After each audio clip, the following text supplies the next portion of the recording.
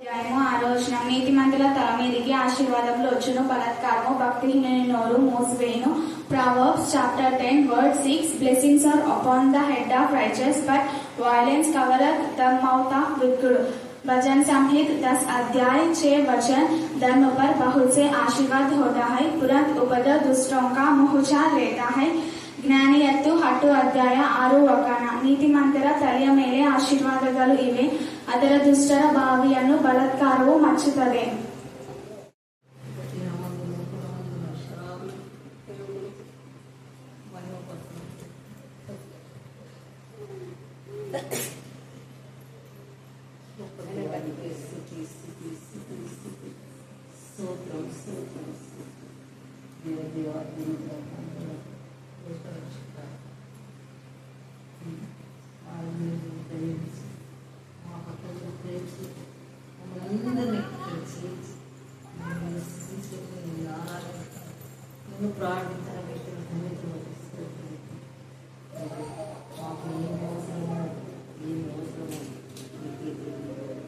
ప్రతి ఒక్కొక్కటి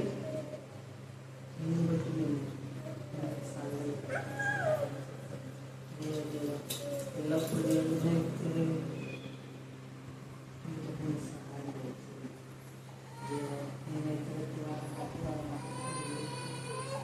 ఏ యోగ్యత లేని వారు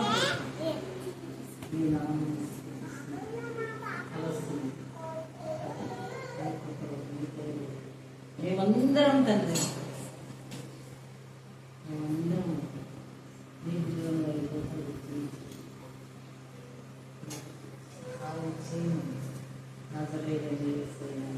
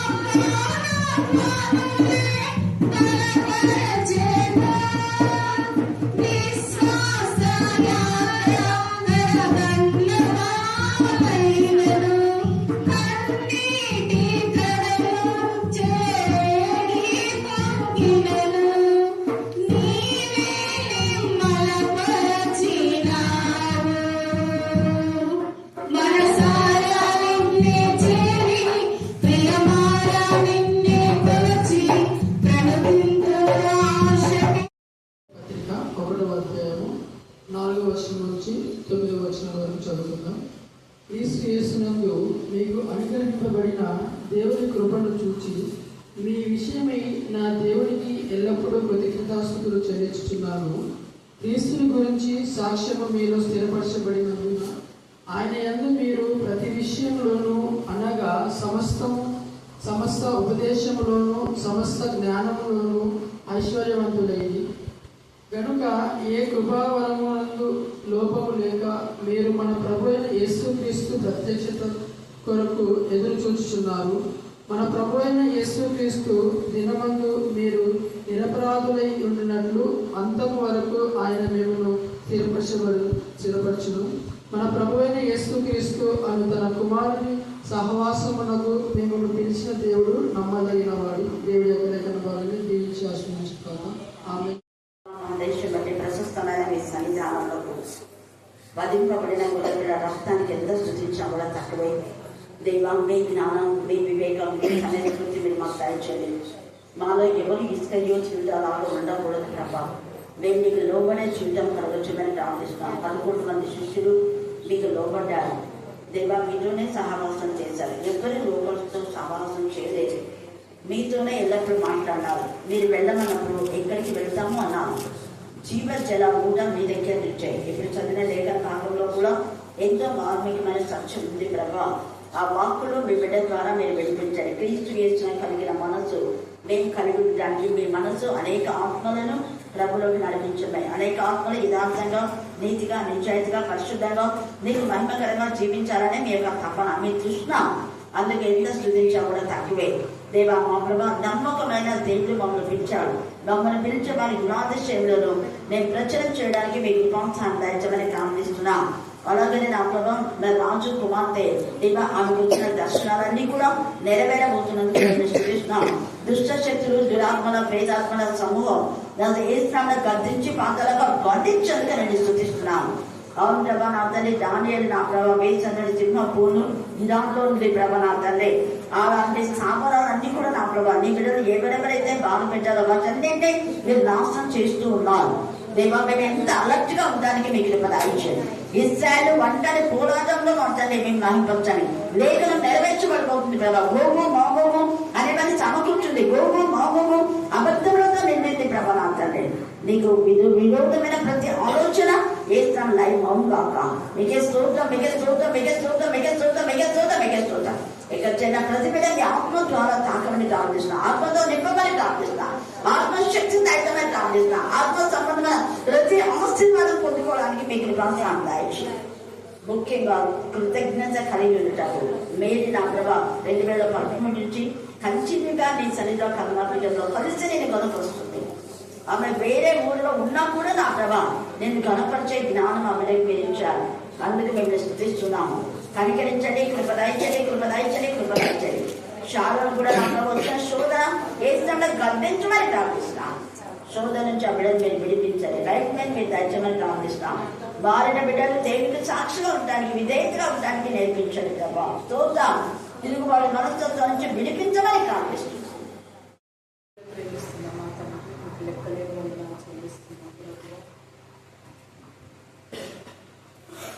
బలవంతుడో, శక్తివంతుడో, సర్వోన్నతుడో, సర్వశక్తివంతుడో, యుగయుగములు ఏలువాడో, అల్పభూమిగా ఆద్యంతమైన దేవుడు, మొదటివాడ కనపడివాడు, ఉన్నవాడు నన్ను వాడనమైన దేవుడు, తీర్చలేని ఉన్నాను ప్రభువ. నేను చాలా రోజులు ఉంది అక్క వాక్యం ఉండడానికి నేను వచ్చినాను ప్రభువ. కానీ నాకు తెలియదు ప్రభువ, నేనేమైనానది మీ దయాన్ని చాలు, మీకన్నా మీ కటాక్షం ప్రభువ నేను పెడతాను ప్రభువ. అయ్యా నేనేమి నేని విరిసిటిరియ మార్య కార్య మలవుయ తీర్మీస్య బలవంతుడా భక్తుడా నేను పెడతామయ్యా. అయ్యా మాలో మీరుండండి. మీ మాటలు ప్రభువ నాదులను కదిలించేది అయ్యా. మమ్మల్ని తిరిగి ఉజ్జీవింపచేసేది మీ మాటలు, బలపరిచేది, మండించేది, రేపేది, సమస్త దుష్టత్వం నుంచి విడిపించి స్థిరపరిచేవి, బలపరిచేవి మాటలు మమ్మల్ని మండించమని మరి యొక్క మారు మీ చిత్తంలో బలపరిచి, స్థిరపరిచి, పరిశుద్ధత నుంచి మీ చిత్తానుసారంగా అతి పరిశుద్ధతను మమ్మల్ని అందరినీ తీసుకెళ్ళి ఈ మనములు ప్రతి ఒక్క వేదన, బాధన, శోధన నుంచి మమ్మల్ని విడిపించి మరి స్థిరపరచమని మరి యొక్క మారు ప్రభా సహవాసంలో తీసుకొచ్చాము. కనికరపడి ప్రభు నెమ్మదిని, సమాధానం ఏలుబడి చేసినందుకు మీకు వందనాలు చెల్లిస్తున్నాను. యేసునామమున నాకు వేడుకుంటున్నాను.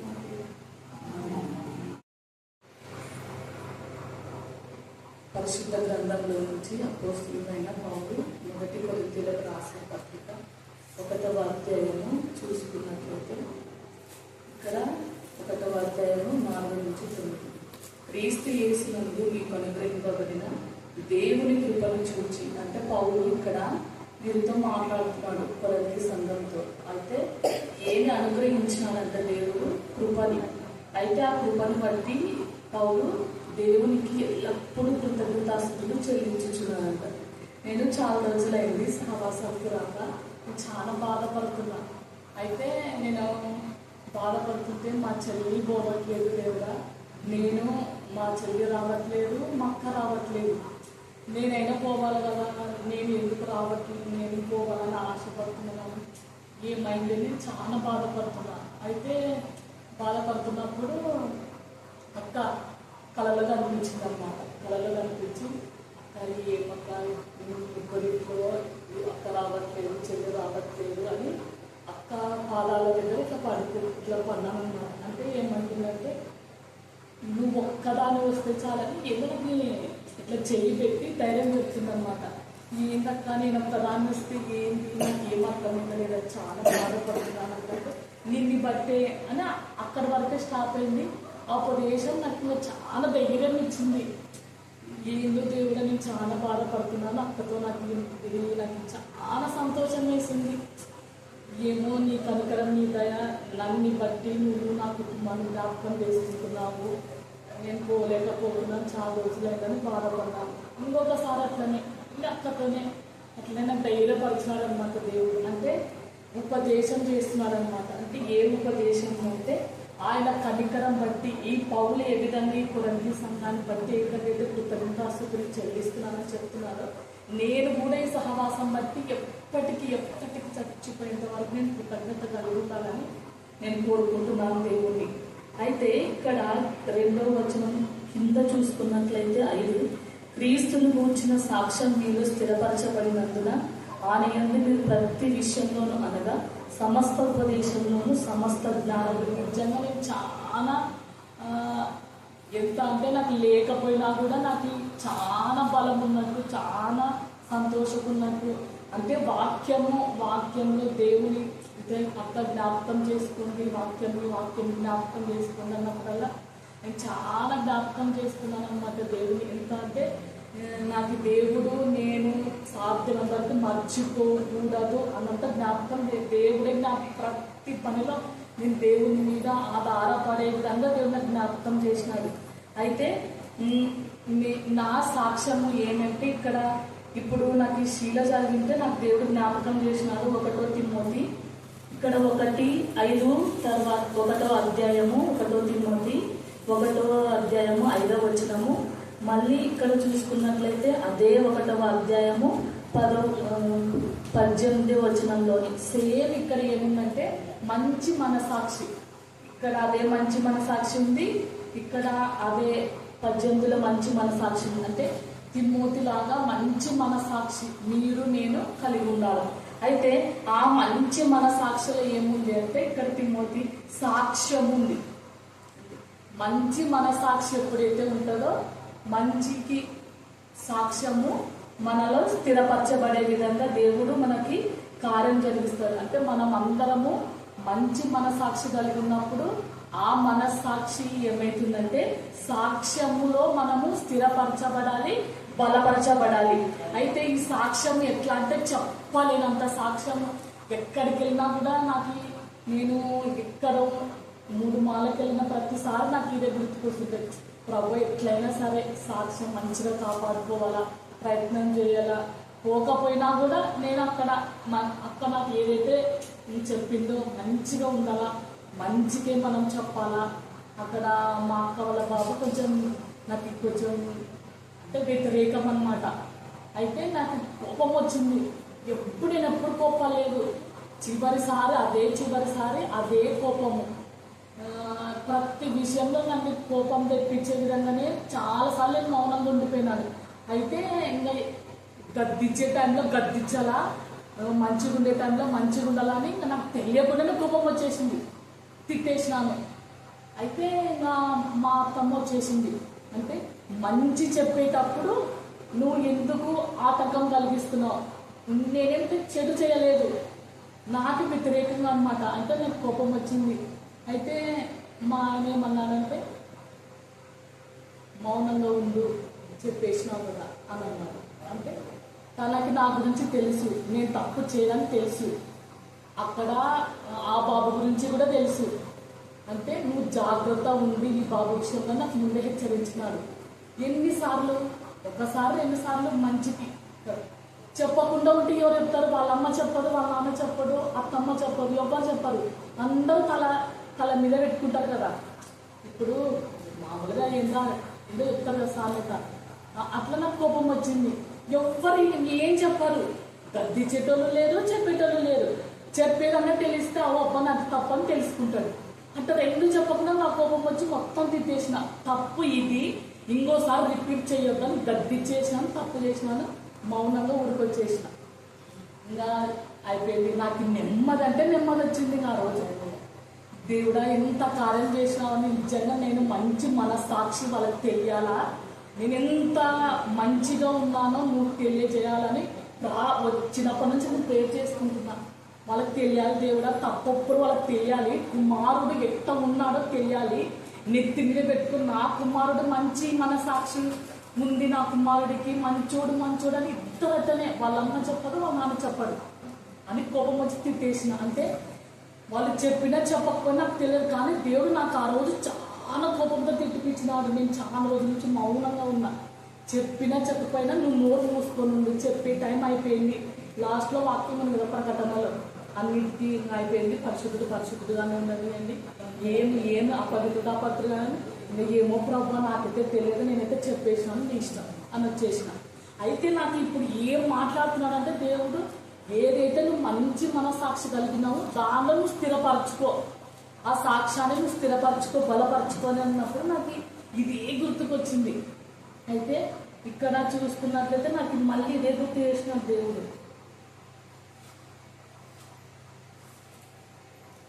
1 పేతురు 5వ అధ్యాయము ఇక్కడ లాస్ట్ చూసుకున్నట్లయితే 1 పేతురు 5వ అధ్యాయం ఇక్కడ తన నిత్య మహిమకు క్రీస్తునందు మిమ్మును పిలిచిన సర్వకృపానిధియగు దేవుడు కొంచెము కాలం మీరు శ్రమపడిన పిమ్మట తానే మిమ్మును పురులను చేసి స్థిరపరిచి బలపరచును.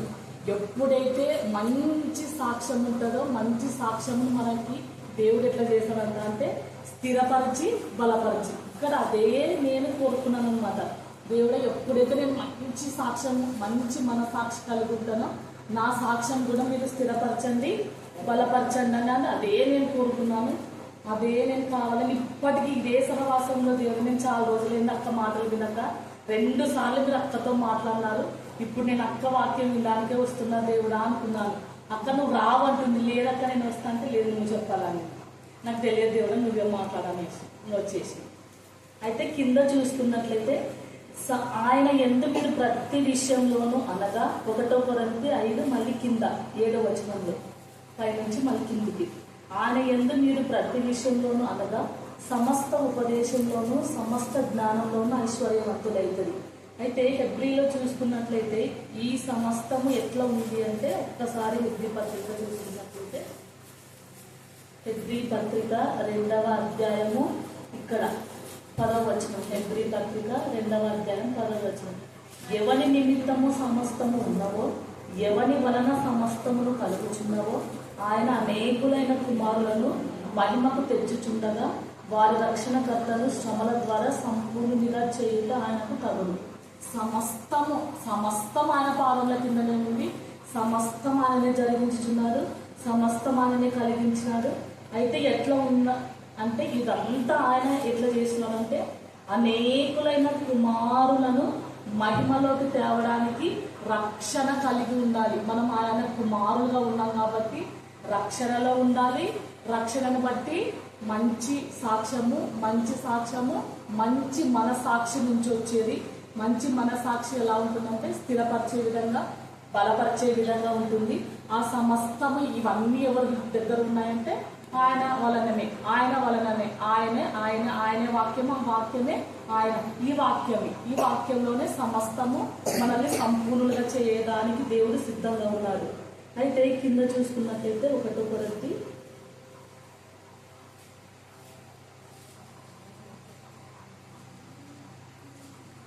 కనుక ఏ కృపావరమునందు లోపం లేక మీరు మన ప్రభువైన యేసుక్రీస్తు ప్రత్యక్షత కొరకు ఎదురు చూచుచున్నాము. మన ప్రభువైన యేసుక్రీస్తు దినమునందు మీరు నిరపరాధులు ఎదుగునట్లు అంతవర్గాలను స్థిరపరచును. అయితే మనలో ఏ లోపం ఉండదు, కృపావరము కలిగి ఉండాలి. అయితే ఏ లోపం లేక మనము దేవుని ప్రత్యక్షత కోసం ఎదురు చూడాలి. అది ఎట్లా వస్తుందో, ఎప్పుడు వస్తుందో మనకు తెలియదు ఆయన ప్రత్యక్షత. అయితే ఆయన ప్రత్యక్షత మనం కలిగి ఉండాలి. కలిగి ఉన్న మనము, అది చిన్నదైనా పెద్దదైనా, హల్లెలూయా, చిన్నదైనా పెద్దదైనా ఏదైనా సరే ఏ లోపం లేకుండా నిజంగా అక్క ఇప్పుడు ఏదైతే పరిశుద్ధత ఉందో వచ్చేటప్పుడు దేవుడు అదే కొంచెం వ్యతిరేకమైన ఆలోచన వచ్చింది. మళ్ళీ నేను ఏంది ప్రభు, నేను ఏందో ఎందుకు ఇట్లా వ్యతిరేకమైన ఆలోచన చేస్తున్నానని కొద్దిసేపు అటు సైడ్ రూమ్లో ఉన్నాను. నేను ఏందో తప్పు చేస్తున్నాను ప్రభు, ఎందుకు ఇట్లా ఆలోచిస్తున్నాను, నేను సహవాసంకి పోయేటప్పుడు ఇట్లా ఆలోచించేదాన్ని కాదే అక్క.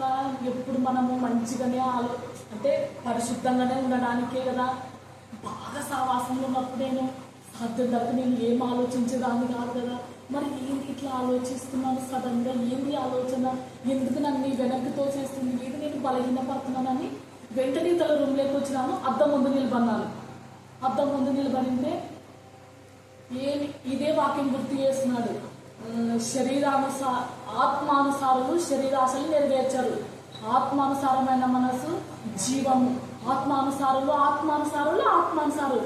ఎవ్వో ప్రభువా నేను తప్పు చేసిన ప్రభు, నిజంగా ఆత్మానుసారం ఉండకుండా ఏంది నేను శరీరానుసారమైన దానికోసం ఈ వ్యర్థమైన ఆలోచన ఆలోచించి నేను పరిశుద్ధత కోల్పోవడానికి సిద్ధపడే వచ్చిన కదా అవతల రూమ్లో నుంచి.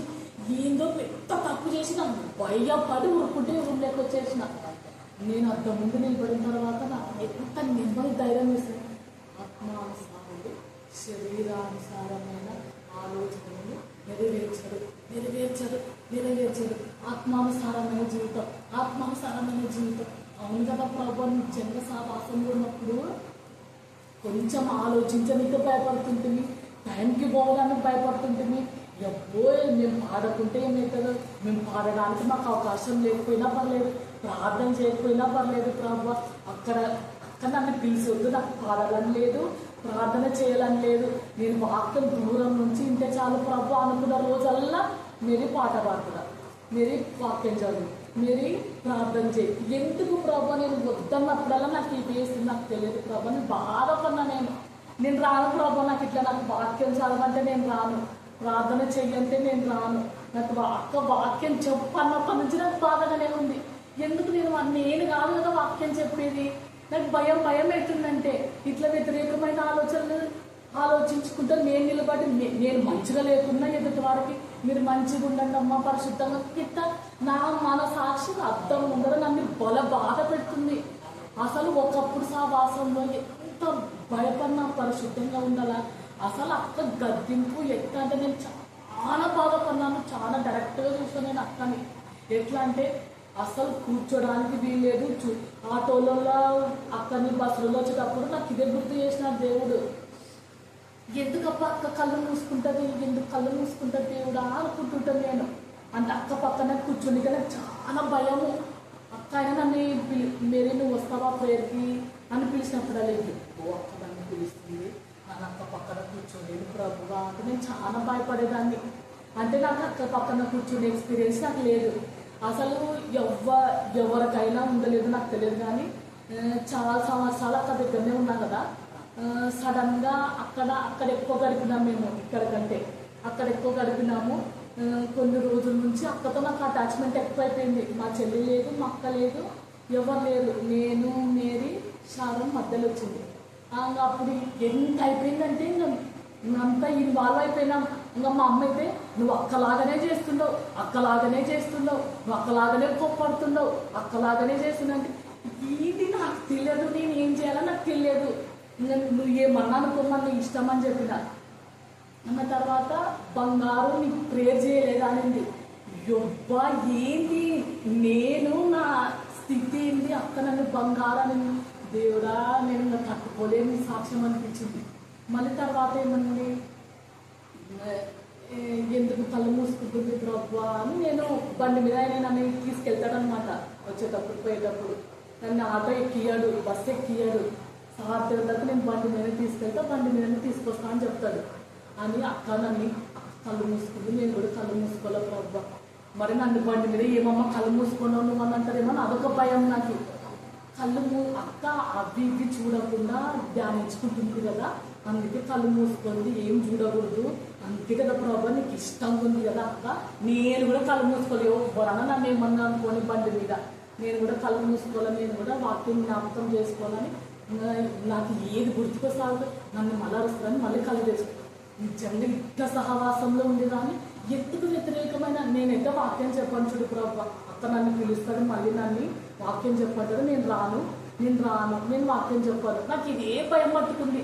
ఇప్పుడు కూడా నేను అక్క వాక్యం విని లేట్ వద్దాము, అక్క వాక్యం విని అతని చేత వెళ్ళిపోదాం అనుకొని వచ్చిన. ఎప్పుడు నన్ను పిలిచిందే నాకు తెలియదు. సడన్గా నువ్వు రావు చూడు వాక్యం చెప్పను. ఏది దేవుడా నన్ను వాక్యం చెప్పను, నేను చాలా రోజులైతే అక్క వాక్యం వినక నేను బాధపడుతున్నా.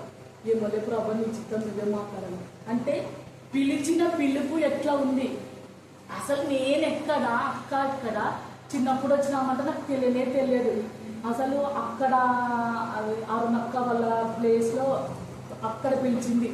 అక్కడ పిలిచినప్పుడు ఆ పిలుపు అసలు ఇన్నిసార్లు గద్దించింది, ఎక్కడ లేదు నాకు నెమ్మది. ఇక్కడికి వచ్చినప్పుడే నెమ్మది. ఇక్కడికి వచ్చినాకే నాకు మంచి మనసాక్షి ఇక్కడ దొరికింది. ఆ సాక్ష్యంలో నేను స్థిరపరచడం లేదు, బలపరచడాలని కోరుకుంటున్నా. ఇంకా ఎవరైనా సాక్ష్యంలో ఉన్నారో లేదో నాకు తెలియదు. దేవుడైతే ఆ సాక్ష్యము మంచి మనసాక్షి కలిగిన సాక్ష్యంలో మీరు స్థిరపరచండి, బలపరచుకోండి. అయితే ఈ సహవాసంలో ఎవరు పిలిచినారు, ఎవరి వలన నీకు సమస్తం కలిగింది, ఎవరి దగ్గర నుంచి నువ్వు నేర్చుకున్నావు, ఎవరి నుంచి నిన్ను పిలిచినారు, ఆ పిలిచిన సహవాసంలో నువ్వు ఆ సాక్ష్యాన్ని ఎట్లా కలిగి ఉన్నావు, ఎంతవరకు నువ్వు ఆ సాక్ష్యంలో స్థిరపడినావు, ఎంతవరకు నువ్వు బలపడినావు. నాకు ఇదే పోయిన వారం నాకు ఇదే గుర్తు చేసిన దేవుడు. సర్వకృపాన్ని దేవుడు నిన్ను స్థిరపరచబడాలా, బలపరచబడాలా, మెలకు కలిగి ఉండాలా, పౌరుషం కలిగి ఉండాలా, బలవంతులై ఉండాలా, విశ్వాసంలో ఉండాలా. ఈ 4 గుర్తు చేసినాడు. ఎట్లా ప్రభు ఏదో నేను కోల్పోతున్నాను, నువ్వు నన్ను మళ్ళీ సహవాసంలో స్థిరపరచు, నన్ను ఈ సాక్ష్యంలో బలపరచు. నేను ఈ సహవాసంలో నువ్వు నమ్మదగిన దేవుడవు కదా, నన్ను అట్లా నీకు స్థిరపరచుకో అని చాలా బాధపడినాను. అయితే నేను ఇదొక్కటే కోరుకున్నా, ప్రభు నాకైతే మంచి మనసాక్షి తిమ్మోతులాగా నాకు అదే సాక్ష్యంలో నన్ను ఇక్కడ స్థిరపరచు, బలపరచు. నేను ఎక్కడికి పోయినా ఇక్కడికి రావాల్సిందే. ఇక్కడికి రాకుంటే నా మనసు అయితే నేను ఏదో తప్పు చేసినా, నువ్వు పోకుండా గుర్తున్నావు చూడు సహవాసాన్ని అని నన్ను దేవుడు ఎట్ట గద్దిస్తానంటే అంత గద్దిస్తున్నాడు. నన్ను వాక్యం చెప్పమంటే నేను ఎట్లా చెప్పాలా, ఏందో వ్యతిరేకమైన ఆలోచన తప్పు చేస్తున్నాను కదా. అక్కడ నన్ను వాక్యం చెప్పమంటే నేను రాను ప్రభు అన్నాను. ఎన్ని రోజులు రాకుండా ఉంటాను సహవాసానికి, ఇంత చేసిన సహవాసానికి పిలిచిన నమ్మదగిన దేవుడికి నువ్వు రాకుండా ఉంటావా అని నాకు భయం పుట్టించినాడు దేవుడు. నేను రాకూడదు అనుకున్నాను నన్ను వాక్యం చెప్పమన్నందుకు. నీ తప్పును నీలో పెట్టుకుని నువ్వు రాకుండా ఎట్లుంటావు అని అక్క నన్ను గద్దించినట్టు అనిపించింది. దేవుడు గద్దించినాను నన్ను. లేదు ప్రభు నన్ను క్షమించు, నేను ఇప్పుడు కూడా రాకుంటే నేను నమ్మక ద్రోహం చేసిందానైతేనని 2 పిల్లల్ని తీసుకొని వచ్చినాయి. కానీ ఎవరన్నా ఒకరిని ఇక్కడ పెట్టి ప్రభు అనుకున్నా. ఎవ్వరు వద్దమ్మా నువ్వు వాక్యం చెప్పాలి కదా అని 2 పంపిస్తున్నాను దేవుడు. అది ఎందుకో ఏమో చాలా రోజులేదు వాళ్ళకి ప్రేయర్ చేయక ప్రభు అక్కతో ప్రేయర్ చేసినాయి. ఎవరినన్నా ఒకరిని పెట్టన్నాను. 2 తీసుకుపోయినాడు. ఏమో నాకు తెలియదు. ఏమోలే ప్రభు నన్ను బట్టి అక్క నాతో మాట్లాడినావు కదా, నేను చాలా బాధపడినా. ఏంది ప్రభు నాకు అస్సలు నేను ఒంటరిగా ఉన్నాయినానని బాధపడింటే అక్క నన్ను ఇట్లనే కూర్చోండి అక్క, నేను ఇట్లనే అక్క ఇట్లా బోర్లో పడ్డాను. ఏం బాధపడొద్దులేమ్మా, నిన్ని బట్టి దేవుడు జ్ఞాపకం చేసుకుంటాను. ఎంత ధైర్యం అంటే ఆ మాట నేను చెప్పుకోలేను. ఆ మాట నిజంగా ఏముంది ప్రభు నాకు, నాకు లేదు సాక్ష్యము, ఏమీ లేదు. నేను ఏదైతే నేను ఈ సాక్ష్యం కలిగి ఉన్నాను, నేను దాన్ని నేను స్థిరపరచుకోవాలా, నేను బలపరచుకోవాలా. నిజంగా అసలు నేనెంత నా బతుకెంత, ఇక్కడికి అసలు రావడానికి కూడా నాకు యోగ్యత లేదు. అసలు టీచర్ కూతురని ఎవ్వరూ నన్ను పిలవలేదు, కానీ టీచర్ కూతురనే చెడ్డ పేరు వచ్చింది. అల్లరి చేస్తారు అది ఇది అని. కానీ టీచర్ కూతురని కాదు, కానీ సహవాసంలో పెంచిన పిలుపు మేరీ. అసలు అక్కడికి పేరు రావడానికి కూడా నాకు అర్హత లేదు. ఆ నెంబర్గా అసలు ఆ పేరు కూడా నాకు అర్హత లేదు. అక్కడ నేను ఆ పేరుని చూసి నాకు చాలా సేనేసింది, చాలా బాధ. ఏంటి ప్రభు ఆ పేరు నాకెందుకు అంత దూరము ఆ బ్లాక్ లెటర్లో ఆ బోర్డులో చెప్పు.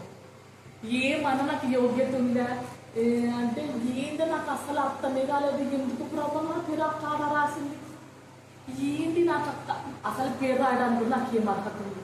మళ్ళీ అక్కడ అమ్మ పేరు, వాళ్ళ ఫ్యామిలీ, ఏంటి ప్రభా అమ్మ ఫ్యామిలీ అంటే బాగానే ఉంటుంది, మళ్ళీ నా పేరు ఏమో ప్రభా నాకైతే ఏ యోగ్యత లేదు, నాకు తెలియదు.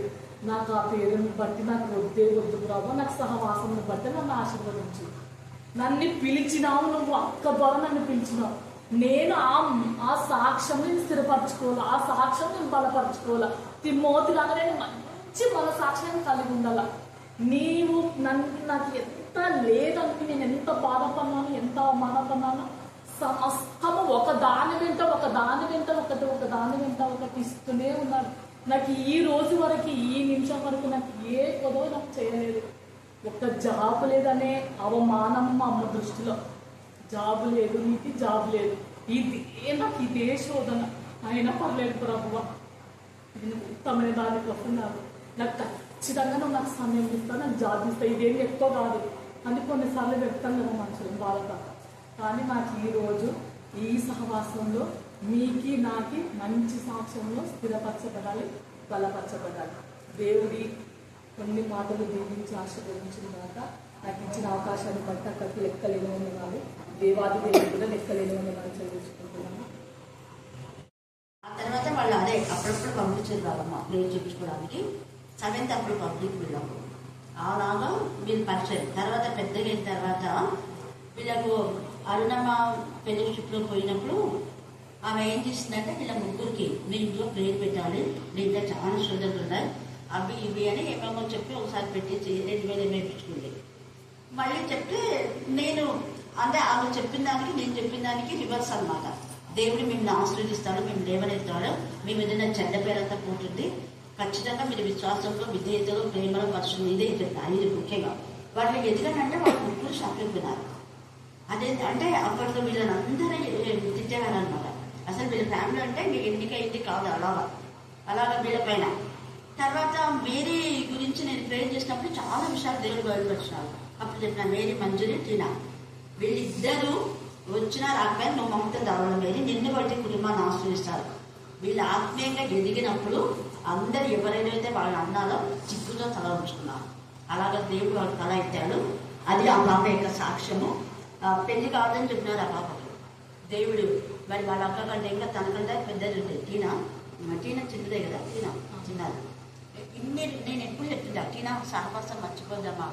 ఎన్నేళ్ళ నుంచి ఎన్ని పెళ్ళి 7 years అవుతుందేమో, 7 సంవత్సరాల నుంచి ప్రపోజల్ చూస్తూనే ఉన్నారు, ఇద్దరు పిలిచినారు. నేను ఒకటి అంటే సహవాసం మర్చిపోద్దు. ఎందుకు అంటే దేవుడు చేసిన మేళను మర్చిపోయినప్పుడే అపవాది శోధిస్తాం. ఇప్పుడు ఆమె చెప్పిందంతా అదే, దేవుడు చేసిన మేళలో దేనిని మరొకటి ఉందా.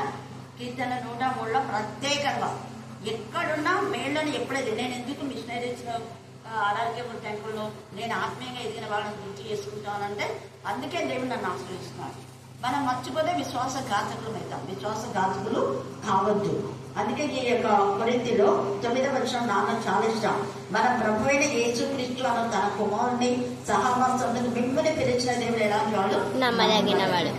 సుమలత వాళ్ళ ఇంట్లో కూడా ఏదో ఉన్నాయి అని వాళ్ళ దగ్గర ఎంతో 2000 పిలుచుకొని చేసి అప్పుడు నేను సుమలతను వచ్చిన, ఎవరు చెప్తున్నాను మీకు అని మళ్ళీ వాళ్ళ ఇంట్లో పేరు పెడితే ఆ తర్వాత నా పాప పెళ్ళింది. అప్పటికి అన్ని ప్రభు ఎంత ఏడ్చింది మనకి తెలుసు. ప్రపోజల్స్ అన్ని ఫెయిల్ అయిపోతూ ఉంటే ఎంత ఏడ్చింది. కానీ కొంతమంది మర్చిపోతారు, కొందరు దేవుని కోసం సాక్షిగా నిలబడతారు. ఈ సాక్ష్యం అనేది నేను పదే మీకు చెప్పమని చెప్పేది అదే. ప్రతిసారి మేరీ ఖచ్చితంగా వాక్యానికి ముందు సాక్ష్యం చెప్తారు. నేను కూడా ఎన్నోసార్లు చెప్తుంటా. తర్వాత అలా గద్దించేది, ఆమె ఎందుకు బంగారు అన్నా అంటే ఏది నేర్చుకోమంటే అది నేర్చుకుంటుంది. ఎట్లా నేను గద్దిస్తే వెంటనే విధేయత చూపిస్తాను. అంతేగాని మేము అక్కడ నన్ను గద్దించింది ముఖం మార్చుకొని నేను రాను మాట్లాడుకున్నాను. తన తప్పును తాను వెంటనే రెక్టిఫై చేసుకుంటారు. చూడండి, ఇప్పుడు చెప్పిన వాక్యం ఎంత శ్రేష్టం, ఎంతో మేలు చెప్పింది. మీకు వాక్యానుసారంగా చూపిస్తా. మీకు మొన్న కూడా చెప్తాను నేను, సాక్ష్యం మర్చిపోవద్దండి. సాక్ష్యం చెప్పకపోతే వాళ్ళ విశ్వాసఘాతకులు. యేసయ్య సమస్త జనం నాకేం చేయమన్నాడు, శిష్యులుగా. తర్వాత మీరు సాక్షులుగా ఉండండి అన్నారు.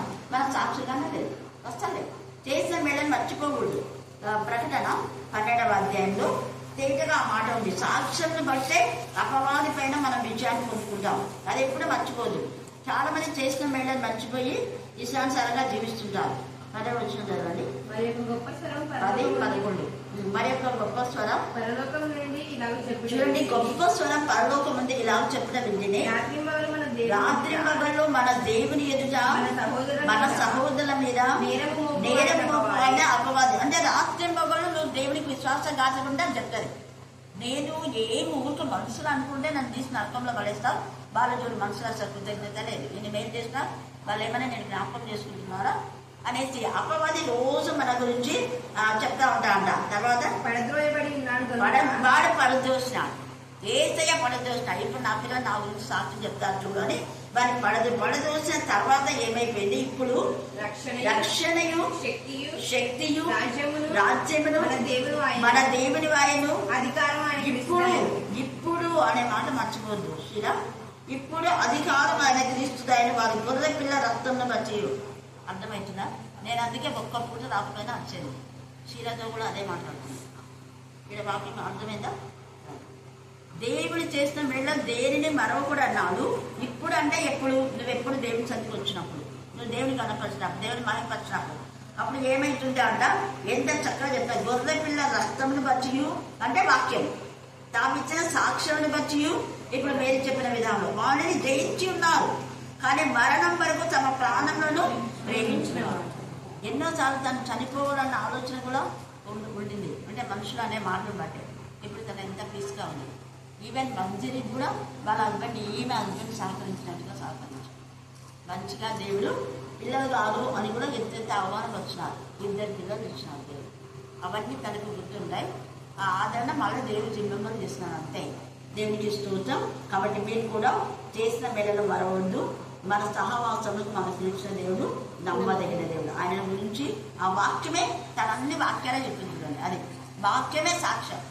ఏ వాక్యాలతో మనం హెచ్చరించబడినామో, ఏ వాక్యంతో బలపరచబడినామో ఆ వాక్యాలు ఎప్పుడు ఎన్నడూ మర్చిపోకూడదు. అయితే అపవాది ఎప్పుడు కూడా నేను దేవునికి దూరం చేయాలని చూసే వాటి పని అదే. వాటి నుంచి మనం విడుదల పొందాలి, విధేయతగా ఉండాలి. దేవుడి వాక్య భాగం దీవించి ఆశీర్వదించి మరి మేరీని తన సాక్ష్యాన్ని ముడుమల్లో కూడా ఆమె దేవుడు వాడుకుంటున్నాడు. అందుకు కూడా దేవుని స్తుతిస్తున్నాం. మరి ముఖ్యంగా మీ పిల్లలు తప్పు చేస్తే మీరు గద్దించండి. దాని బాధ అదే. ఎవరైనా తప్పు చేస్తే గద్దించాలి.